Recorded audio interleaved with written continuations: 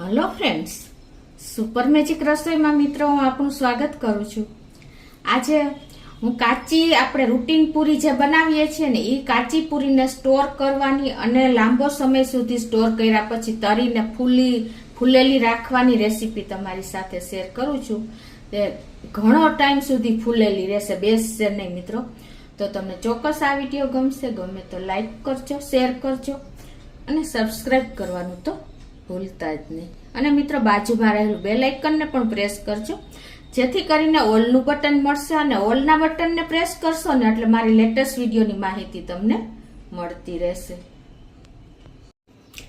તો મિત્રો આપણે જે રૂટીન પૂરી બનાવીએ છીએ શાક સાથે ખાવા માટે, આપણે ગુજરાતી લોકો તો બહુ બનાવીએ છીએ, પણ એ પૂરી છે ને તમારે ઇન્સ્ટન્ટ આપણે ઓચિંતાના કોઈ ગેસ્ટ આવવાના હોય કે ક્યાંય આપણે બહાર ગયા હોય ને ઓચિંતાનું આપણને ખાવાની ઈચ્છા થાય તો આપણને કંટાળો આવે છે, કેમ કે લોટ બાંધવો, પછી પૂરીને વણવી, એટલે આ પ્રોસિજર કરવામાં બહુ ટાઈમ લાગે છે. પણ તમે જો આ રીતે પૂરી વણીને અને સ્ટોર કરશો ને તો તમારે એની ટાઈમ તમને નાસ્તામાં કે બાળકોને લંચ બોક્સમાં કે કોઈ ગેસ્ટ આવવાનું હોય તો સ્ટોર કરેલી પૂરીને તમે તરત જ સર્વ કરી શકશો. અને આ પૂરી લાંબો સમય સુધી સવારથી સાંજ સુધી ફૂલેલી રહેશે, એટલે તમને ચોક્કસ આ ગમશે મિત્રો.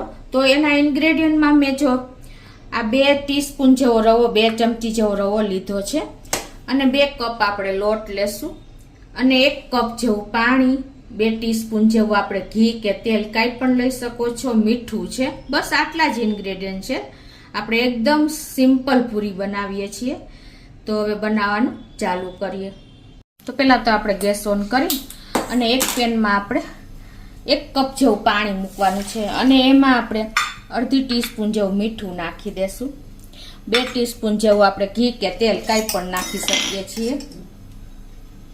અત્યારે હું ઘી નાખું છું અને આને આપણે એક ઉભરો આવવા દેશું અને આપણે 2 ટીસ્પૂન જેવો જો આ રવો છે ઝીણો એ નાખી દેશું અને હવે આને એક ઉભરો આપણે આવવા દેશું. તો એક ઉભરો આપણે આવી ગયો છે. તો આ 2 કપ આપણે રોટલીનો લોટ લીધો છે એને આપણે આમાં જ નાખી દેવાનો છે. ગેસની ફ્લેમ આપણે સ્લો ટુ મીડિયમ જ રાખી છે અને હવે આને આપણે આ રીતે હલાવી લેશું.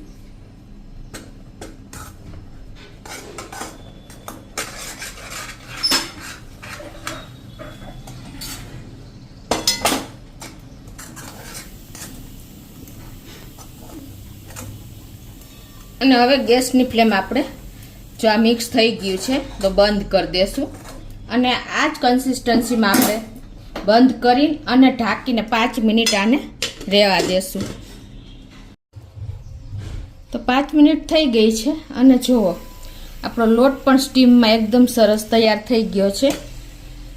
તો હવે એને આપણે એક બોલમાં કાઢી અને લોટને તૈયાર કરી લેશું.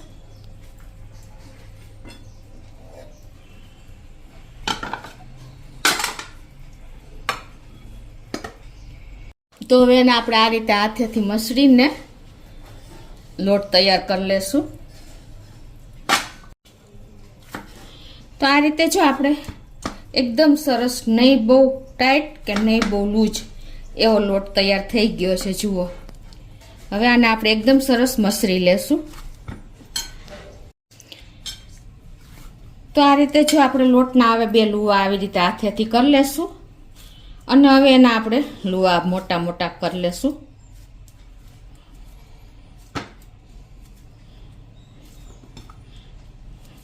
આ રીતે અત્યારે હું મોટા રોટલીના 6 લુવા કર્યા છે અને હવે એને આપણે એક મોટો લુવો લઈ અને એને આપણે મોટી રોટલી વણી લેશું. આ રીતે જો આપણે બધા લુવા જે 6 લુવા કર્યા છે ને એને આ રીતે આપણે તૈયાર કરી અને એક વાસણમાં ઢાંકીને રાખવાના છે. જો આપણે લુવા બનાવીને અને આ રીતે ઢાંકી દેશું, કેમ કે જો સુકાઈ જશે ને તો મોઇસ્ચરનો ભાગ સુકાઈ જશે. એટલે આ રીતે તમારે એક લુવો વણીને અને અટામણમાં બોરી લેવાનો છે અને હવે એને આપણે મોટી રોટલી જેવો વણી લેશું.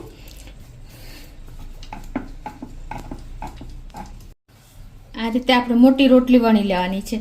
પછી તમારે કોઈ પણ કટરથી જે સાઈઝની પૂરી કરવી ની રીતે આ રીતે તમારે ધારદાર કટર લેવાની, વટકી કાંઈ પણ, અને આ રીતે આપણે પૂરી તૈયાર કરી લેશું. બહુ પતલી નહીં, આવી સેજ થીક એવી પૂરી આપણે તૈયાર કરશું.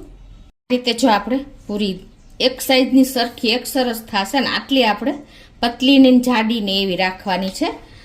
એટલે શું થશે કે આપણે આ પૂરી લાંબો સમય સુધી એવી ને એવી રહેશે, તમે સ્ટોર કરી શકશો અને જ્યારે તમને ઈચ્છા થાય ત્યારે તમે તરીને એન્જોય કરી શકશો. મિત્રો કોઈ ટાઈમ નહીં લાગે, તમને જ્યારે મન થાય ને ત્યારે તમે પૂરી ખાઈ શકશો. અને આ પૂરી તમારે લાંબો સમય સુધી ફૂલેલી રહેશે. મેઇન તો એ છે, નથી તેલ પીતી, નથી સોફ્ટ થતી. તો આ રીતે આપણે બધી પૂરી, આ વધેલા ભાગની પણ આપણે પાછી પૂરી તૈયાર કરી લેશું, ઉપયોગ કરી લેશું. તો આ રીતે જો આપણે બધી પૂરી તૈયાર કરી લેશું. તો આ રીતે જો આપણે બધી એક સરખી અને મીડિયમ થીક એવી આપણે પૂરી બધી તૈયાર કરી લીધી છે, મોટી રોટલી વણી. અને આ બાજુ હવે આપણે કોઈ પણ વાસણમાં, પેનમાં આ રીતે પાણી મૂકી દેવાનું છે ગરમ. 1 ગ્લાસ જેવું મેં અત્યારે મૂક્યું છે. અને પછી તમારે આમાં આ રીતે આપણે કાણાવાળું વાસણ કાંઈ પણ જારી કે રાખી અને પછી તમારે આની ઉપર આ રીતે પૂરી સેટ કરી દેવાની છે. અને એ જ રીતે તમે આપણે આ ઇડલી સ્ટેન્ડ હોય ને એમાં પણ તમે સેટ કરી શકો છો. આપણે 2 મિનિટ આને સ્ટીમ કરવાની છે. તો આ રીતે જો આપણે ગોઠવી દેશું. તો આ રીતે જો આપણે પૂરી થોડા ડિસ્ટન્સે મૂકી દેશું. એટલે શું થશે કે આપણી પૂરી એકદમ સ્ટીમ થઈ જશે. આમાં થોડોક તમારે ટાઈમ લેવો પડે, પણ તમે ઇન્સ્ટન્ટ ગમે ત્યારે પૂરી બનાવીને ખાઈ શકો છો. આ રીતે આપણે સેટ કરી દેશું. અને હવે આને ઢાંકીને આપણે 2 મિનિટ જ સ્ટીમ થવા દેવાની છે મીડિયમ ફ્લેમ ઉપર. એ જ રીતે જો આપણે સ્ટીમ મૂકી છે એ જ રીતે આપણે ઇડલી સ્ટેન્ડમાં પણ સ્ટીમ કરી શકીએ છીએ. તો આ રીતે તમારે ઇડલી સ્ટેન્ડમાં પૂરીને સેટ કરી દેવાની છે. આ રીતે તમે જો ઝાઝા ખાનાવાળું ઇડલી સ્ટેન્ડ હશે ને તો તમારે એકદમ એકી સાથે ઘણી બધી પૂરી સ્ટીમ થઈ શકશે. તો આ રીતે જો આપણે ઇડલી સ્ટેન્ડમાં ગોઠવી દીધી છે. અને આ બાજુ આપણે પૂરી મૂકીને એને પણ 2 મિનિટ થઈ ગઈ છે. તો હવે એને પણ આપણે બહાર લઈ લેશું. તો આ રીતે ઇઝીલી તમે જો બહાર લઈ શકો છો.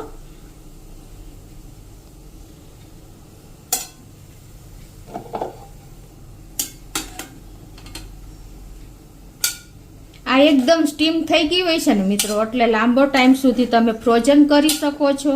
પ્લસ તમે લાંબો સમય સુધી આ ફૂલેલી રહેશે, એની ટાઈમ તમે ગરમ ગરમ પૂરી ખાઈ શકો છો. હવે આપણે જે ઇડલી સ્ટેન્ડ તૈયાર કર્યું છે ને એને તમારે કેવી રીતે સેટ કરવાનું કે જો આ પૂરી ઉપર હોલનો ભાગ આવે ને એ રીતે તમારે બધા સ્ટેન્ડ સેટ કરવાના છે. તો જ તમારી પૂરી સ્ટીમ થશે. ખાસ તમે આપણે જેમ ઇડલી ગોઠવીએ છીએ ને એ રીતે જ આપણે ગોઠવવાની છે. હવે એને આપણે આ રીતે સ્ટીમરમાં મૂકી દેશું અને 2 મિનિટ આને પણ સ્ટીમ કરી લેશું. તો જો 2 મિનિટ થઈ ગઈ છે સ્ટીમ કરવા મૂકી અને તો હવે એને આપણે બહાર લઈ લેશું.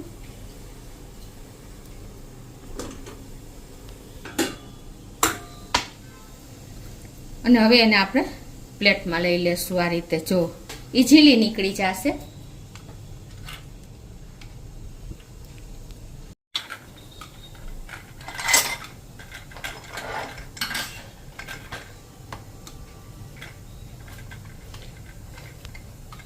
તો આ રીતે જો આપણે બધી પૂરી સ્ટીમ કરીને તૈયાર કરી છે.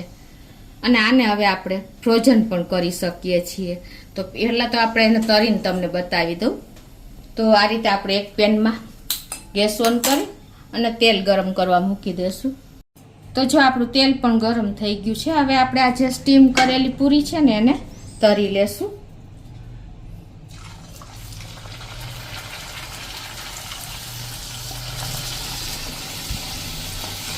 જો મિત્રો એકદમ ફૂલીને બોલ જેવી થાય છે. તમને ખ્યાલ આવી ગયો હશે. જોયું, કોઈ ટાઈમ નહોતો લાગ્યો ફૂલવામાં. પણ જો આ પૂરી તમારે લાંબો ટાઈમ સુધી એવી ને એવી રહે છે.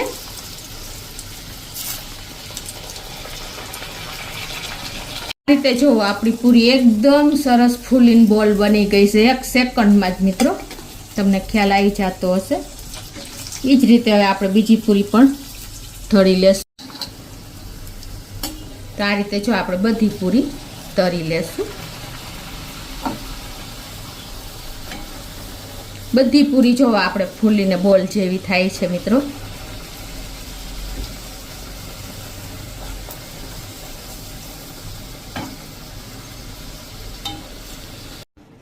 તો આ રીતે જો આપણે પૂરીને થોડી એવી તરી લીધી છે. તમે જોઈ શકો છો કે આપણી પૂરી બધી જો બોલ જેવી થઈ છે. અને આ પૂરી લાંબો સમય સુધી આવી ફૂલેલી જ રહેશે મિત્રો. જુઓ, એ બેસશે નહીં કે આમ ઓલી ફૂલીને ફૂટી નહીં જાય, આવીને આવી કડક રહેશે. જુઓ, તમારે સેજ નિતારીને લેવાની પૂરી છે ને મિત્રો. જો બધી પૂરી એવી છે. અને આ રીતે તમે પૂરી ડબ્બામાં ભરશો ને તો પણ તમારી તેલ નહીં પીવે બહુ, અને આવી જ કડક રહેશે. એટલે એ બેનિફિટ છે. પ્લસ આપણે આ પૂરીને ફ્રોઝન પણ કરી શકીએ છીએ, એટલે કે ફ્રીજમાં જીપ બેગમાં રાખીને આ રીતે કોઈ પણ તમારે જીપ બેગ લઈ લેવાની અને એને આપણે સ્ટોર કરી લઈએ. આ રીતે તમે આ થપ્પો મીન્સ ઉપરા ઉપર આ રીતે રાખી દેવાની છે. 4-5 પૂરી, અને તમે એને આ રીતે જીપ બેગમાં સેટ કરી શકો છો.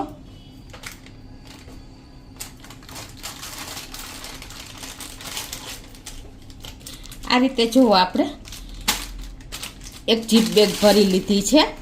અને હવે આપણે આ રીતે વધી છે એ બીજી જીપ બેગમાં પણ ભરી લઈએ.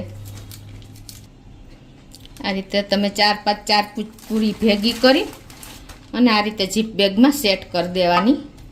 અને આને તમારે ફ્રીજમાં જ મૂકી દેવાની છે મિત્રો. આ રીતે જીપ બેગ પેક કરીને તો તમે લાંબો સમય સુધી ગમે ત્યારે તમારે બાળકોને આપવી હોય, કોઈ ગેસ્ટ આવી જાય તો તમે આ પૂરીને ફ્રીજમાંથી કાઢીને તરત જ તરી શકો છો. અને આવી એકદમ ફૂલી પૂરી તમારી તૈયાર થશે. એકદમ સોફ્ટ અને એકદમ ટાઈટ એવી. જો આમ તમે તોડશો ને તો પણ તમે જો વાટકી જે પોકેટ બનશે. જો છે ને, આ પોકેટ બેસશે નહીં અને લાંબો સમય સુધી સવારથી સાંજ સુધી બીજા દિવસ સુધી આવીને આવી કડક રહેશે, ફૂલેલી રહેશે. તો તમને ચોક્કસ મિત્રો આ પૂરીનો વિડીયો ગમ્યો હશે. ગમે તો લાઈક કરજો, શેર કરજો અને સબસ્ક્રાઈબ કરવાનું તો ભૂલતા જ નહીં.